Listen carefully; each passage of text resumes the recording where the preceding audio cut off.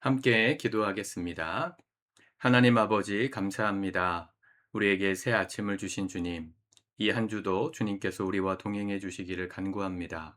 말씀으로 또 주 앞에 서며 예배할 때 이 시간 우리의 마음 가운데 지혜와 능력을 더하여 주시고 월요일도 잘 승리하고 또 6월도 잘 마무리할 수 있는 우리 모두 되도록 축복하여 주옵소서.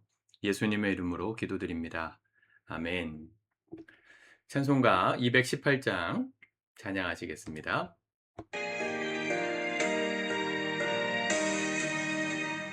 마음과 정성을 다하여서 주 너의 하나님을 사랑하라.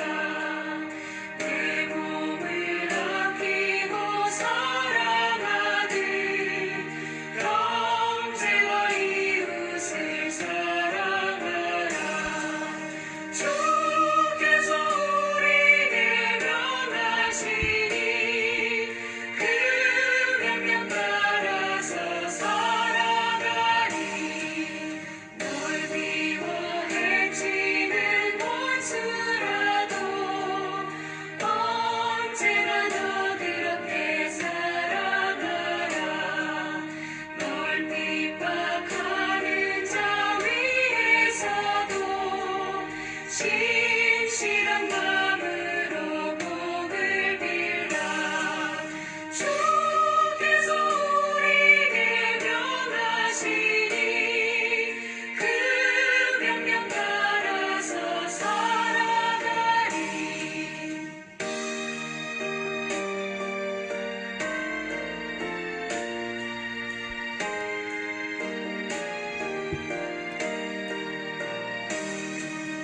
나 항상 주님을 멀리하고 형제를 사랑하지 못하였다.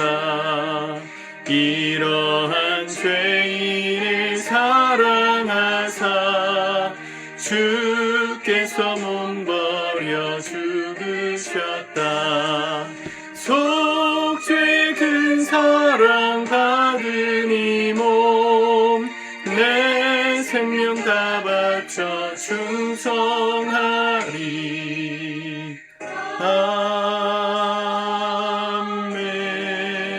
아멘. 아멘. 오늘 하나님의 말씀 고린도전서 16장 1절에서 12절까지의 말씀입니다. 같이 읽고 묵상하도록 하겠습니다. 16장.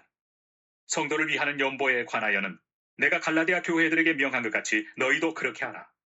매주 첫날에 너희 각 사람이 수입에 따라 모아두어서 내가 갈 때 연보를 하지 않게 하라. 내가 이를 때 너희가 인정한 사람에게 편지를 주어 너희의 은혜를 예루살렘으로 가지고 가게 하리니 만일 나도 가는 것이 합당하면 그들이 나와 함께 가리라. 내가 마게도냐를 지날 터이니 마게도냐를 지난 후에 너희에게 가서 혹 너희와 함께 머물며 겨울을 지낼 듯도 하니 이는 너희가 나를 내가 갈 곳으로 보내어 주게 하려 함이라.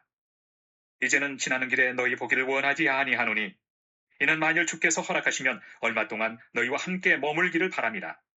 내가 오순절까지 에베소에 머물려 함은 내게 광대하고 유효한 문이 열렸으나 대적하는 자가 많음이라. 디모데가 이르거든 너희는 조심하여 그로 두려움이 없이 너희 가운데 있게 하라. 이는 그도 나와 같이 주의 일을 힘쓰는 자입니다. 그러므로 누구든지 그를 멸시하지 말고 평안히 보내어 내게로 오게 하라. 나는 그가 형제들과 함께 오기를 기다리노라. 형제 아볼로에 대하여는 그에게 형제들과 함께 너희에게 가라고 내가 많이 권하였으되 지금은 갈 뜻이 전혀 없으나 기회가 있으면 가리라. 아멘. 사도 바울은 이제 고린도 교회에 보내는 편지를 마무리합니다. 마무리함에 있어서 첫 번째 주제는 성도를 위한 연보에 대한 이야기입니다. 1절에 성도를 위하는 연보에 관하여는 내가 갈라디아 교회들에게 명한 것 같이 너희도 그렇게 하라. 바울은 개척한 교회를 세운 다음에 어느 정도 자리가 잡히면 지도자를 세우고 또 다른 곳으로 떠나서 교회를 세우는 순회 전도자였습니다. 본인이 세웠던 교회, 그 중에 갈라디아 교회도 있었고 고린도 교회도 있었던 것이죠. 바울이 여러 권의 편지를 썼을 것으로 보이는데 실제로 이 정경, 캐논, 신약 27권을 확정할 때 사도 바울의 여러 가지의 편지들이 있었습니다. 후보 어떤 걸 성경, 이 제대로 된 정경이라고 말할 수 있을까? 그 핵심이 되는 게 이 바울의 연관성이 있는 서로 돌아보았던, 그러니까 편지를 보낸 그 대상만 읽은 게 아니라 교회들끼리 그 편지를 서로 돌려가면서 보았다는 것을 기준 삼아서 이 바울 서신 13권을 정했습니다. 바울이 보낸 편지가 교회, 초대교회 성도들에게 주는 메시지가 컸기 때문에 신약 27권 중에서 무려 거의 절반에 가까운 페이지가 바울의 편지로 들어가게 되었던 것이죠. 그 중에서 교회에서 가장 중요하게 여기고 생각해야 될 것이 성도를 위한 연보입니다. 성도를 위한 연보. 연보는 지금식으로 말하면 헌금인 것이죠. 교회는 서로가 서로를 돕기 위한 공동체입니다. 교회가 자칫하면 교회 내에서 함께하는 성도들에 대한 케어와 관심을 조금 등한시하는 경향이 생길 수도 있습니다. 특히나 미셔널 처치 같은 교회들은 미션, 복음을 전하고 선교하는 것에 올인한다는 그 어떤 캐치프레이즈 때문에 교회를 이루고 있는 성도들은 무조건 해외 선교사를 돕고 또 어려운 이웃을 돕되 밖에 있는 우리 교회 내부에 있는 사람이 아니라 밖으로 손을 뻗어서 섬겨야 한다. 거기에 목숨을 건 교회들이 미셔널 처치입니다. 굉장히 사명 감당하는 교회니까 열정적이고 뜨거운데 한 가지 맹점은 내부에 있는 같이 교회된 성도들에 대한 케어, 돌봄이 약하다는 겁니다. 이 교회, 다시 본 교회라 그러면 우리 교회를 이룬 성도들 한 사람 한 사람들에게도 사정이 있잖아요. 경제적인 어려움도 있을 수 있고, 또 관계의 문제, 또 건강의 문제, 여러 가지 문제로 아파하는 성도들이 있을 때 그 성도들을 어떻게 케어하는지에 대해서는 잘 가르치지 않습니다. 가르치지 않는다기보단 좀 소홀하게 생각하는 경향이 있어요. 바울은 그러지 말라는 겁니다. 성도를 위한 연보. 물론 여기서 연보는 예루살렘 교회를 위한 연보입니다. 이 복음이 처음 시작되었던 오순절에 부흥이 있었던 그 예루살렘 교회가 핍박으로 인해서 어려움을 당한다는 소식을 듣고 바울은 어떻게 해서든지 본인이 개척한 교회들을 동원해서 그 예루살렘 모교회를 섬기고 돕고 싶은 마음이 있었던 것 같습니다. 여기서도 미셔널 처치에 가까운 사역이죠. 그러나 성도를 위한 연보라는 개념은 먼저는 우리 내부적으로 시작해야 합니다. 우리 교회 안에도 지정헌금과 구제헌금 같은 것들을 우리가 함께 모아서 교회 안에 어려움 당한 지체들, 재정이 좀 어려운 지체들의 수술비나 또 여러 가지 사정들에 필요한 것들을 채웁니다. 물론 모두를 채울 수는 없습니다. 또 한 가지 과제는 우리 교회 안에 이런 어떤 집행함에 있어서의 규칙, 원칙 이런 것들을 좀 세울 필요도 있습니다. 또 더 중요한 건 뭐냐면 함께 섬기고자 하는 마음이 있는가에 대한 부분입니다. 바울은 구체적으로 말합니다. 2절 매주 첫날에 너희 각 사람이 수입에 따라 모아두어서 내가 갈 때에 연보를 하지 않게 하라. 미리 준비하라는 겁니다. 사정이 생기고 어려움이 닥쳤을 때 그때 필요를 채워주는 것도 아름다운 일이겠지만 바울은 교회가 그 일에 대비하고 있어야 한다 이렇게 말하는 겁니다. 미리 매주 첫날 주일이죠. 매주의 첫날은 주일이잖아요. 달력을 봐도 빨간 날 주일이 우리나라 달력에도 맨 앞에 있잖아요. 한 주의 시작은 주일인데 그 예배드리러 오는 주일날 연보하여서 어떻게 연보합니까? 수입에 따라서 모아두라. 내가 한 달에 100만 원 버는데 우리 성도를 돕기 위해 10만 원을 섬긴다? 대단히 어려운 일입니다. 그런데 그 똑같은 금액을 말하지 말고 각자의 사정에 따라서 100만 원 버는 사람이 10,000원을 했다면 1,000만 원 버는 사람은 10만 원으로 하고 뭐 1%만 하라는 얘기는 아니지만 내 형편에 맞게 우리 교회에서 섬김을 받을 그 상황들을 미리 준비하는 거. 이게 대단히 중요합니다. 우리 교회도 상시로 구제헌금과 지정헌금을 함께 모으고 있잖아요. 우리 교회에 한 5가정 정도가 정기적으로 이 구제연금에 참여하고 계시는데 너무 감사합니다. 저는 바람이 있다면 더 많은 분들이 참여하셨으면 좋겠어요. 이거는 돈을 모으는 데 목적이 있지 않고 마음을 모으는 데 목적이 있습니다. 돈이 가는 곳에 마음도 가는 겁니다. 예수님도 그렇게 말씀하셨죠. 내 물질이 있는 곳에 내 마음도 있다. 정확합니다. 여러분들이 돈이 적금에 있다. 그러면 적금에 들어간 그 목돈에 대한 이자가 얼마나 부는지가 관심사일 거예요. 여러분들의 돈이 주식에 들어가 있다. 그럼 날마다 주식 차트 보면서 이게 올랐는지 떨어졌는지를 보지 않겠어요? 관심이 있는 곳에 물질이 있는 겁니다. 물질이 있는 곳에 관심이 있는 겁니다. 우리 교회 성도님들의 관심이 서로를 돕고 섬기는 일에 있었으면 좋겠습니다. 물론 항상 내가 베풀 수는 없을 수도 있어요. 내가 받아야 되는 역할을 해야 될 수도 있어요. 그러나 내가 받았다면 그 다음 받을 사람을 위해서 또다시 나도 함께 동참하는 자로 섬기는 것. 축복입니다. 세상 어느 공동체가 그렇게 합니까? 가족들도 아쉬운 소리 서로에게 형제자매에게 하려고 그러면 쉽지 않잖아요. 근데 교회는 그런 사람들을 준비하고 대비하기 위해서 미리 준비하는 공동체입니다.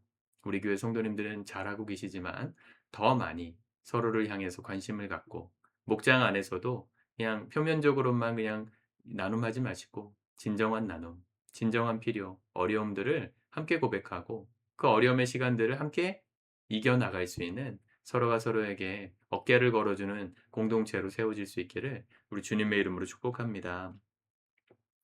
바울이 12절까지 이렇게 감에 있어서 재정은 항상 사람의 유혹과 또 오해를 사게 되니까 자기가 그거를 전달하는 사람의 역할을 안 하겠다 이렇게 말합니다. 아, 내가 갈 때에 염보를 하지 않게 하라. 바울이 마치 헌금 때문에 그 교회 방문하는 것처럼 되지 않기를 바란다. 3절에도 내가 이를 때에 너희가 인정한 사람에게 편지를 주어 너희의 은혜를 예루살렘으로 가지고 가게 하리니. 무슨 얘기냐? 여기 너희의 은혜라는 것은 이 매주 첫날 모아두었던 그 연보, 성도를 위한 헌금을 가지고 너희가 인정한 사람이 그걸 들고 예루살렘으로 갈 수 있게 하겠다. 한마디로 바울이 들고 가지 않겠다는 겁니다. 바울은 재정에 있어서 깨끗했습니다. 자기가 교회를 도와야 된다는 사명으로 모금을 했지만, 헌금을 모았지만 자기가 들고 가면 오해를 살 수가 있잖아요. 자기가 쓰려 그러는 거 아니냐. 바울은 철저했던 사람이에요. 저도 가능하면 우리 교회 재정위원이 좀 이렇게 핵심 멤버로 세워졌으면 좋겠다는 마음이 있습니다. 지금은 제가 재정을 다 돌보고 있지만 제가 아니라 우리 성도님들이 함께 교회 재정을 돌보고 집행하고 관리하고 또 이렇게 전달하는, 물론 그러려면 믿을 만한 분이어야 되겠죠. 서로가 서로를 믿을 수 있는 공동체이어야 하겠죠. 바울은 그것조차 염려하면서 자기가 안 하겠다는 거예요. 오해의 소지를 없애는 것. 저희 교회가 3개월에 한 번씩 분기보고 하는 이유도 사실은 안 해도 되는 건데, 연말에 총회 한 번만 해도 대부분 교회는 그렇게 하는데 3개월마다 하는 것은 성도님들께 재정을 투명하게 공개하고 언제든지 열람할 수 있게 함으로써 저 스스로도, 재정 관리하는 저 스스로도 투명하게, 부끄럽지 않게, 누구에게 보여줘도 당당하게 재정을 관리하고 사용하기 위함입니다. 이런 것들이 필요한 것이죠. 교회는 투명할 때 아름다워지는 겁니다. 그리고 디모데와 아볼로에 관한 이야기도 하죠. 10절. 디모데가 이르거든 너희는 조심하여 그로 두려움이 없이 너희 가운데 있게 하라. 이는 그도 나와 같이 주의 일을 힘쓰는 자임이라. 그러므로 누구든지 그를 멸시하지 말고 평안히 보내어 내게로 오게 하라. 나는 그가 형제들과 함께 오기를 기다리노라. 형제 아볼로에 관하여는 대하여는 그에게 형제들과 함께 너희에게 가라고 내가 많이 권하였으되 지금은 갈 뜻이 전혀 없으나 기회가 있으면 가리라. 바울은 혼자 일하지 않았다는 겁니다. 동역자들, 특별히 믿을 만한 동역자들과 함께 서로를 신뢰하고 또 냉정하게 말하면 감찰하면서 서로를 바라보면서 이 투명하게 주의를 감당했다는 것이죠. 교회는 그 어느 곳보다도 투명해야 합니다. 좋은 게 좋은 거지. 그냥 믿고 맡기면 되지. 그러다가 교회들이 부패하고 망가진 겁니다. 많이 망가졌잖아요. 선관위 보세요. 선거관리위원회가 헌법기관으로 독립돼 있으니까 그 아무도 그들의 그 어떤 조직이나 구성이나 운영 방침에 대해서 손댈 수 없는 이 선거의 독립성을 강조하다 보니까 요즘 같은 그런 참정권의 어떤 부실 선거 같은 것들이 일어난 거잖아요. 부정선거까지 말하는 것들은 제가 잘 모르겠습니다. 부정선거일 수도 있지만 아닐 수도 있죠. 무조건 단정해서 말하는 건 잘못된 거라 저는 생각하는데 부실 선거인 건 맞습니다. 선거권을 이렇게 함부로 아무나 이렇게 표를 제대로 관리하지 못한 그 과오가 명백하게 드러났으니까 말이죠. 투명하지 않으면 그렇게 썩는 겁니다. 고여 있으면 망가지는 겁니다. 우리 교회 안에도 이 부분에 있어서 저와 함께 투명하게 재정을 함께 돌아보고, 또 교회에 어려움이 있으면 교회 재정을 함께 채우고 하는 그런 신뢰할 만한 성도들이 많이 세워졌으면 좋겠습니다. 교회를 위해서 함께 기도하는 하루 되시면 좋겠고요. 여러분들의 삶에도, 여러분들이 각자의 재정에도 적용해 보세요. 가정의 재정 문제. 남편과 아내가 요즘은 재정을 다 따로 쓰잖아요. 그러지 마십시오. 서로가 한 달 동안 어떻게 벌었고 어떻게 쓰고 있는지를 매달 점검하십시오. 그게 서로를 건강하게 지키는 방법입니다. 서로가 주머니 따로 차고 있으면 물질이 가는 곳에 마음도 가요. 내 물질이 어디로 흘러가고 있는지가 가만히 보세요. 왜 가정이 요즘 재미없을까? 집에 가면 왜 이렇게 지루할까? 여러분들의 재정이 어디로 흘러가는지를 보면 돼요. 여러분들의 재정이 여러분들이 사랑하는 사람들에게 흘러갈 수 있도록 투명하게 부부끼리도 공개하시고 계획하시고, 그래서 하나님께 드릴 건 하나님께 드리고 가정의 계획하시는 것들을 위해서 쓰실 땐 또 계획적으로 쓰시면 좋겠습니다. 우리의 모든 범사에 적용하는 말씀이 되기를 축복합니다. 기도하겠습니다. 하나님 감사합니다.